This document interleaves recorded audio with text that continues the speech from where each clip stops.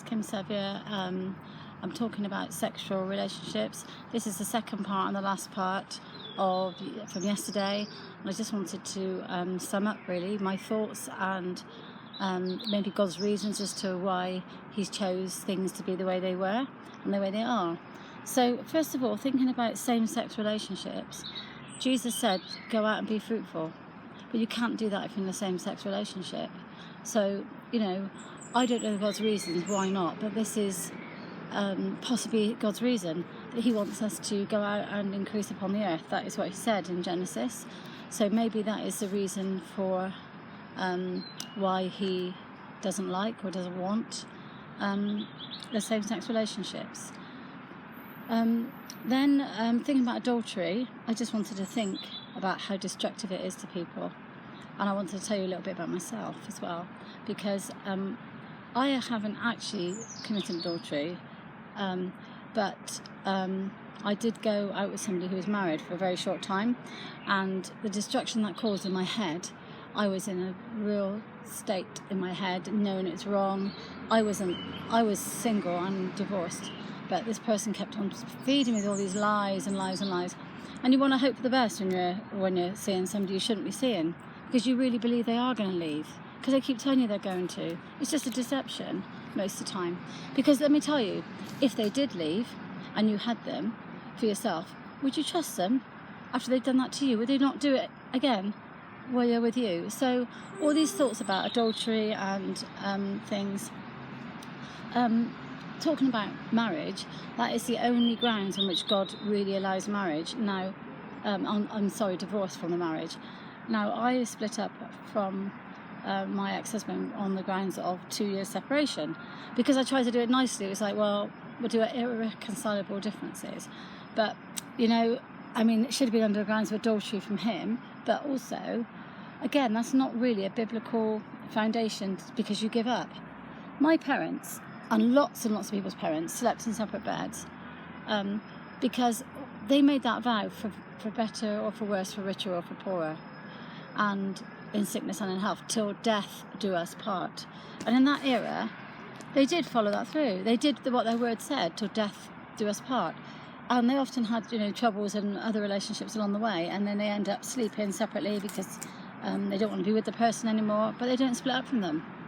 Plus, the man was the provider of financial support, and the woman was, the weaker sex as such, in some ways, but equal, have a different set of responsibilities bringing up the children.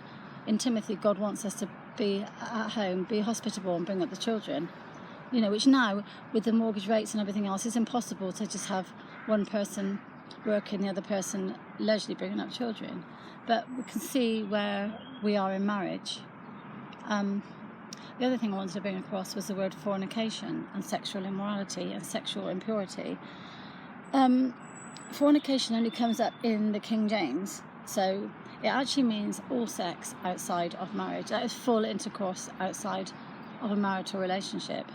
And that brings a lot of problems, because you can sleep around as much as you want, but you can have sexual diseases passed on, and you have children. You have one child with one person, one child with the next person, then the next person. You end up with 3 or 4 different children, with 3 or 4 different fathers, all with different surnames, and it's so complex and mixed.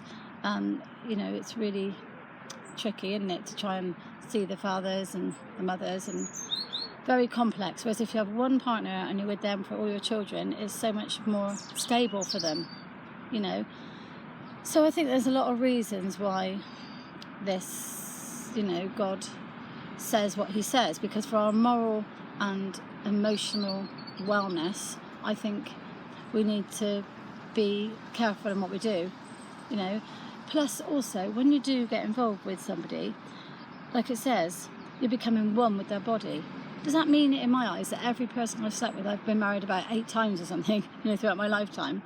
I don't know, because the real thing in marriage is to give her a certificate and send her away. That's what Moses said. So maybe a real marriage now is, you don't have to make those vows. Excuse me. But Adam and Eve were called wife and husband, even though they didn't make any vows. They just were.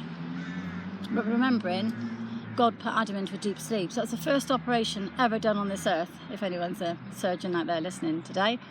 And he took a rib out and made Eve. So she was part of him, you know. By thinking of that, I'm moving on to something else. God talks about the man as the head of the household and the man is the head of the body. And I think if you're in a relationship and you cannot respect your husband and they're not the actual head of the household, if you like, it's very difficult because the balance is wrong. You know, I'm not saying the man has to govern over the woman, because you're equal, you're yoked together in this, you know, equal way. But there has to be some sort of respect. I think a hierarchy slightly. And I'm going to put my neck out here and say, as much as women priests and women vicars, etc., there was an earthquake on the day that women were ordained. Did you know that? Look it up. I think it was in Worcester. I think it was like 3.5 on the Richter scale. Can't tell you what year it was because I'm just talking off the top of my head. But I'm not sure, because even though it says women shouldn't preach, what am I doing now? I'm preaching, in a way. So I think as long as the head of that organisation is a man, you know, there's a governing man over the top of that woman, I think maybe that's probably okay in God's eyes. Difficult to know. We can't read into things, so we don't know. Yeah, that's a few thoughts. Another thought was a woman at the well. Jesus came out to her. She was from Samaria. Once again, they don't talk to people from Samaria. He said, you have 5 husbands, and the man you are now with is not your husband. Go now and leave your life of sin. So he told her to actually marry. He didn't say marry. He said, leave your life of sin. Now, I think that means either marry the man you're with, or don't go near him, don't have him, don't sexually be involved in him. You know, when you do get involved sexually with somebody, what else can you give them? You give them the most precious thing, your intimacy.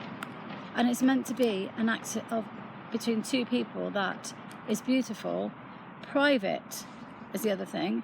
Private, intimate, and cherishing, and, you know, an act of love, not just lust, going out with anybody just because of your lust. So yeah, it's a difficult subject, isn't it? Because none of us are perfect and we're all human. So just think, I haven't been involved with somebody for about 15 years, and I think that has done me the power of good, really has, because I haven't also been emotionally tossed around by one person or another. But when you do get involved with somebody sexually, they become your partner, don't they? Even though you're not married to them, you don't want them to go and have sleep with someone else as well. You want them for yourself. It becomes this one-to-one joining thing, you know, which is like a faithful thing. And do you know what? With the bridegroom, who is Jesus Christ, and we will be joined to him as one later on in our lives, or end of times. We will be joined to the bridegroom. We are his wife if you are his child. So yeah, there's a few thoughts there. There's a lot more I could say. I just wanted to sort of sum up a little bit, really, of why I think perhaps God says to do it this way. Yeah, I'm going to play one song, so bear with me.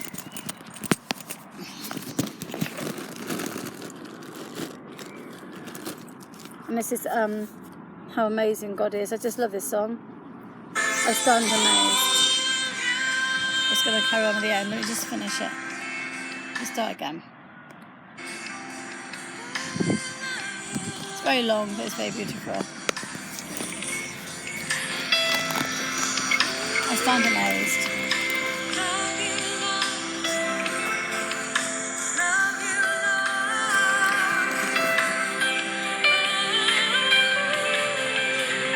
Remember, our bodies are precious, and be careful who you give them to.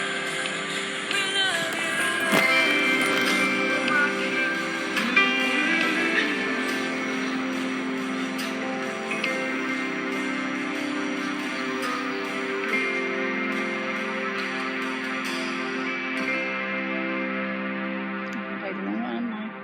Oh well. Okay, again.